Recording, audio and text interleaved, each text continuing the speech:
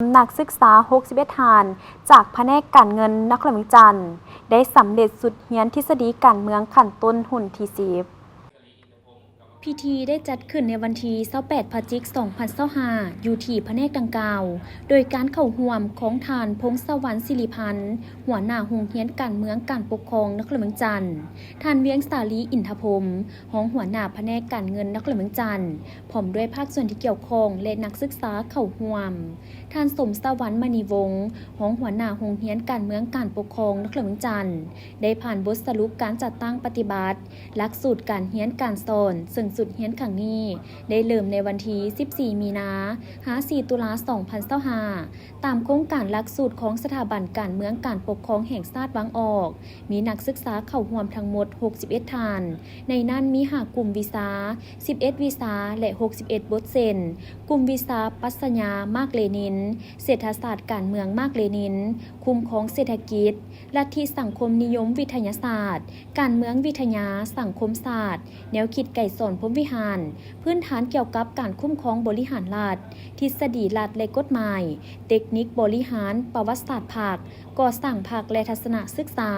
นอกจากนี้โดยปฏิบัติตามมติและความเรียกร้องต้องการพัฒนานครหลวงจันทร์ในระยะใหม่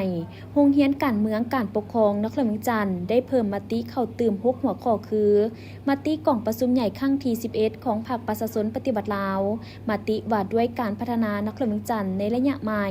มติกล่องประชุมใหญ่ครั้งที่ 7 ขององค์คณะพรรคนครหลวงจันทร์แผนพัฒนาเศรษฐกิจสังคมครั้งที่ 9 ของนครหลวงจันทร์แผนพังตัวเมืองเวียงจันทร์ฉบับที่ 3สร้างนครหลวงจันทร์สีเขียวและสะอาดสำหรับประเมินผลการเรียนการสอนของครูอาจารย์และนักศึกษาเห็นว่าครูอาจารย์แต่ละสหายได้มีความบุกบืนพัฒนาการสิสอนส่งความรู้ให้นักศึกษาอย่างเป็นระบบถูกต้องตามหลักสูตรกำแน่นบรรดาหลักมูลบรรดากฎเกณฑ์แนวทางนโยบายของภาครัฐและการสิสอนส่งความรู้ด้วยหลายรูปแบบที่สอดคล้องกับการสิสอนแบบตั้งหน้าโดยถือเอาผู้เรียนเป็นใจกลางที่มีลักษณะตั้งหน้ามีการสมเทียบระหว่างทฤษฎีกับพฤติกรรมตัวจริงและสร้างเงื่อนไขให้นักศึกษามีส่วนร่วมในการแลกเปลี่ยนสนทนา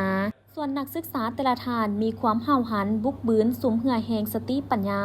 เข้าในการเก็บกำสั่งรวมความรู้ในบทเรียนด้านต่างๆแสดงออกนักศึกษาจำนวน 61 ท่านแม้นสามารถสอบเสียงผ่าน1ห้อยส่วนห้อย